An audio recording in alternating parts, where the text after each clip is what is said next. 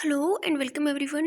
देखिए, जो पीईटी का एग्ज़ाम हुआ था 15 एंड 16 अक्टूबर को, तो उसमें मैं 16 के सेकंड शिफ्ट की बात यहाँ पे कर रही हूँ। कुछ कैंडिडेट ने बोला है कि जो मैंने क्वेश्चंस बताए थे, 3 क्वेश्चन मैंने बताए हैं ऑलरेडी, वो मैं अभी आपको और दिखा दूँगी दोबारा से। लेकिन फ़िलहाल आप यहाँ पे देखिए कि कुछ कैंडिडेट ने बोला है कि ये क्वेश्चन भी गलत हैं। तो मुझे नहीं लगता कि ये क्वेश्चन गलत है, और अगर आपको लगता है तो आप बताइए और साथ में प्रूफ भी दीजिए, राइट। सबसे पहला क्वेश्चन तो यही बोला है कैंडिडेट्स ने कि ये जो पर्यायवाची शब्द आया है नागर का, तो इसमें ये इन्होंने गलत आंसर दिया है। उनका कहना है कि नागर का ढोल होता है, तो ये बिल्कुल गलत सोच रहे हैं, क्योंकि नागर का जो पर्यायवाची है वो चतुर ही है। और मैं ऐसा क्यों बोल रही हूँ, क्योंकि ऐसा नहीं कि मैंने चतुर लगाया है तो इसलिए चतुर हो गया ऐसा कुछ भी नहीं है। मैंने ये ल्यूसेंट की बुक से पढ़ा था, और अभी मैं आपको यहाँ पे दिखा भी दूँगी कि कहाँ पे है वो, किधर गया। यस, ये देखिए, इसको देखकर ही आप पहचान गए होंगे कि ये ल्यूसेंट की बुक है। और यहाँ पे सबसे ऊपर ही गिवन है, सबसे ऊपर ही यहाँ पे गिवन है जहाँ पे मैंने सर्किल किया है ये, तो आप देख सकते हैं नागर और चतुर ये पर्यायवाची हैं, ठीक है। तो आई होप कि मैंने आपका कन्फ्यूजन दूर कर दिया होगा इस क्वेश्चन में कि नागर का जो पर्यायवाची है वो चतुर ही है, ढोल नहीं है। ओके, तो एक क्वेश्चन तो ये हमने यहाँ पे कर दिया है अलग, कि इसमें कोई भी कंफ्यूज होने वाली बात ही नहीं है इसमें, क्योंकि ये क्वेश्चन एकदम सही है। और अगर कोई चाहे ऑब्जेक्शन डालना तो डाल सकता है, वो फ्री है कोई भी डालने के लिए, लेकिन इस पर मार्क्स वगैरह मिलने के चांस नहीं है, बस इतना कहना है मेरा तो। और एक ये वाला क्वेश्चन है, ये जो हिंदी वाला पैसेज आया था वो वाला क्वेश्चन है, ये नेता क्यों नहीं चाहते कि लोग शिक्षित होकर अपने अधिकारों के प्रति जागरूक बने, सबसे सही तर्कयुक्त उत्तर कौन सा है। तो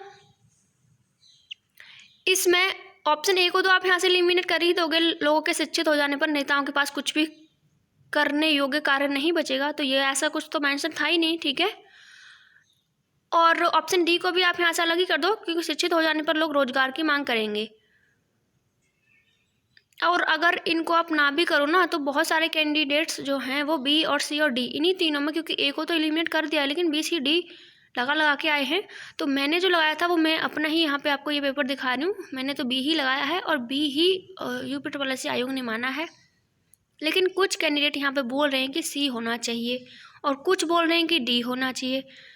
तो आप लोग फ्री हो इस पर ऑब्जेक्शन डालने के लिए, बट आई डोंट थिंक कि इस पर आपको कोई नंबर मिलने वाला है, क्योंकि जो सबसे बेस्ट आंसर चूज़ करवा रहा है वो, तो सबसे बेस्ट आंसर वही होगा कि शिक्षित लोग अपने वोट की असली कीमत पहचानते हैं और जाति और धर्म के आधार पर बनाए गए नेताओं के समीकरण को बिगाड़ देते हैं, ठीक है। मतलब अब जाति धर्म पे के आधार पे कोई वोट यहाँ पे नहीं देगा, लोग शिक्षित हो जाएंगे तो, और फिर उनके समीकरण तो खुद ही बिगड़ जाएंगे ना। वैसे भी ये सब मेंशन ही था। अब मतलब हमको तर्क के आधार पे निकालना है, उसमें जो लिखा हुआ है ऐसा कुछ भी नहीं है कि उसमें जो लिखा हुआ उसी से निकालो। यहाँ पे क्लियरली मेंशन है क्वेश्चन में ही कि सबसे सही तर्कयुक्त उत्तर कौन सा है, तो ऑप्शन बी ही यहाँ पे राइट है। और आप लोग क्या कहते हैं, आप में से कौन कौन बी पे लगा के आया है ये ज़रूर बताइएगा, और क्या इसके चांसेस हैं कि इस पर मार्क्स मिल जाएं अगर कोई ऑब्जेक्शन करे तो। मैं तो अपनी बता रही हूँ, मुझे तो नहीं लग रहा कि इस पर कोई मार्क्स आपको मिलने वाला है। तो ये क्वेश्चन दो हमने अलग कर दिए हैं, एक ये वाला क्वेश्चन है हिंदी के पैसेज का, और एक नागर वाला है जिसका जो राइट आंसर चतुर ही होगा, या फिर चतुर का नागर होगा, या जो भी हो, मतलब कैसे करके क्वेश्चन दे रखा था मुझे याद नहीं है। यस, हाँ, ये क्वेश्चन है कि नागर का पर्यायवाची कौन सा है, तो नागर का चतुर ही होगा, राइट। और हिंदी तो वैसे भी काफ़ी इजी आई थी, हिंदी में तो किसी का कोई गलत होना ही नहीं था, कोई भी पैसेज ऐसा था नहीं कि आप गलत कर दो उसमें, ठीक है। तो ये मैंने आपको यहाँ पे दिखा दिया है कि चतुर का नागर यहाँ पे दिया हुआ है, चाहे वर्ग में आप देख लीजिए, और ये ल्यूसेंट की बुक है हिंदी की, ठीक है। और जो क्वेश्चन मैंने कल बताए थे उनको एक बार फिर से मैं आपको बस थोड़े से ब्रीफ में मैं आपको दिखा देती हूँ जल्दी से, ताकि अगर किसी ने वो वीडियो ना देखा हो तो आप यहाँ पे देख ले। एक तो ये क्वेश्चन है गाइज, डलहौजी ने भारत में ब्रिटिश साम्राज्य के लिए डैश अवध को कब्जे में लिया, तो किस बेस पे कब्जे में लिया था। आयोग ने माना है हड़प नीति के माध्यम से। डॉक्टर एना फ्लैप्स उसने चलाया था, ये सभी को पता है, लेकिन जो अवध को लिया था ना उसने अपने कब्जे में, आई मीन ब्रिटिश साम्राज्य में जो मिलाया था, तो उसका जो बेस था वो यही था कि राज्य में अव्यवस्था के माध्यम से ही मिलाया था, ठीक है। वाजिद अली शाह वहाँ पे उस टाइम पे राजा थे, और कुशासन का आरोप लगाया, अव्यवस्था का आरोप लगाया और उस बेस पे इसको मिलाया गया था। तो और हम काफ़ी टाइम से इसको पढ़ते आ रहे हैं और भी कई एग्जाम्स में क्वेश्चन आया है, तो हमने यही आंसर लगाया और सही भी माना जाता है वो। ठीक है, तो ये क्वेश्चन तो गलत है, इस पर नंबर मिलने के चांसेस 100% है, लेकिन मैंने देखा है कि कुछ कैंडिडेट बोल रहे हैं कि नहीं, इसका आंसर बी ही होना चाहिए।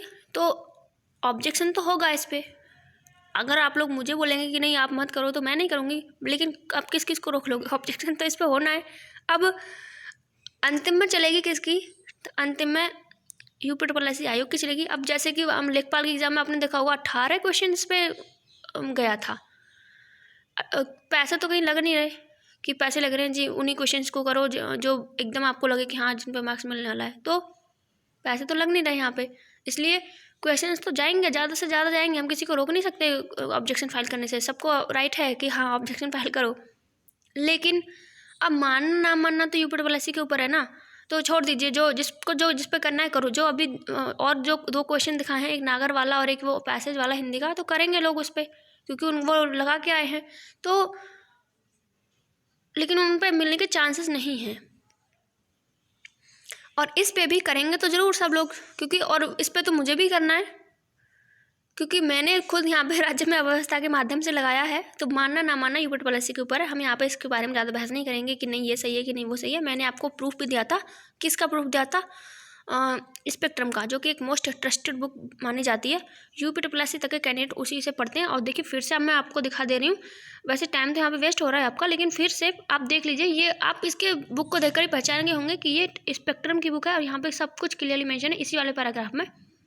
सबसे लास्ट लाइन अगर आप यहाँ पे पढ़ते हैं तो लिखा हुआ है कि कुशासन का आरोप लगाकर अवध को ब्रिटिश राज्य में मिला लिया गया था 1856 में, राइट। और उसका नवाब कौन था उस टाइम पे? तो वाजिद अली शाह वहाँ पे नवाब था, राइट।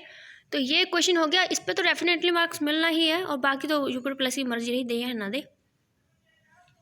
उसके बाद हमारा ये एक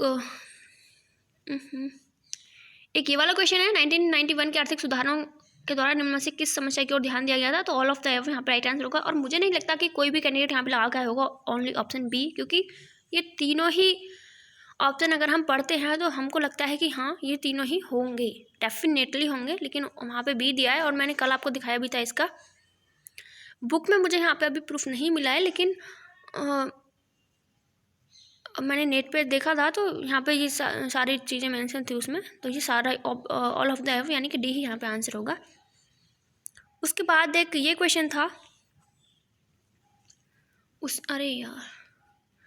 उसके बाद एक ये क्वेश्चन है, भारत सरकार अधिनियम 1935 के अनुसार मुख्य न्यायाधीश के साथ कितने न्यायाधीशों की नियुक्ति की गई थी? तो यहाँ पे भी बहुत सारे कैंडिडेट्स की जो 6 लगा के आए हैं वो बोल रहे हैं कि 6 थे, और टोटल मतलब 7 थे और 6 अदर जजेस थे। तो जो 8 लगा के आए हैं, वो जो 7 लगा के आए हैं वो अपना टोटल 8 बता रहे हैं, ठीक है। तो मैं यहाँ पे 7 लगा के आई थी, और इसके लिए मैंने लक्ष्मीकांत ही पढ़ी थी, तो उसको मैं आपको दिखाती हूँ।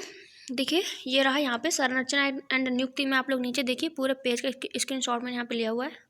और यहाँ पे आप देखिए लास्ट की 2 लाइन, मूलतः उच्चतम न्यायालय के न्यायाधीशों की संख्या 8, 1 मुख्य न्यायाधीश और 7 अन्य न्यायाधीश निश्चित थी। तो बस इसी लाइन को यहाँ पे पढ़ के मैंने यही पढ़ी थी, कि आप देख सकते हो येलो कलर भी हो रहा है यहाँ पे, ये मैंने पढ़ा था, तो इसलिए मुझे यही याद आया, मैंने यही लगाया था। अब मानना ना मानना आयोग के ऊपर है, हमको अपने ऑब्जेक्शन करने 3 मार्क्स यहाँ पे कम कर दिए इन्होंने, और 3 के साथ फिर नेगेटिव भी जाएगा, इतने मार्क्स हमारे कम कर दिए इन लोगों ने। अब देखते हैं मिलते हैं मार्क्स, नहीं मिलते हैं, कहीं 80 से भी नीचे ना पहुँचा दें लोग, ठीक है।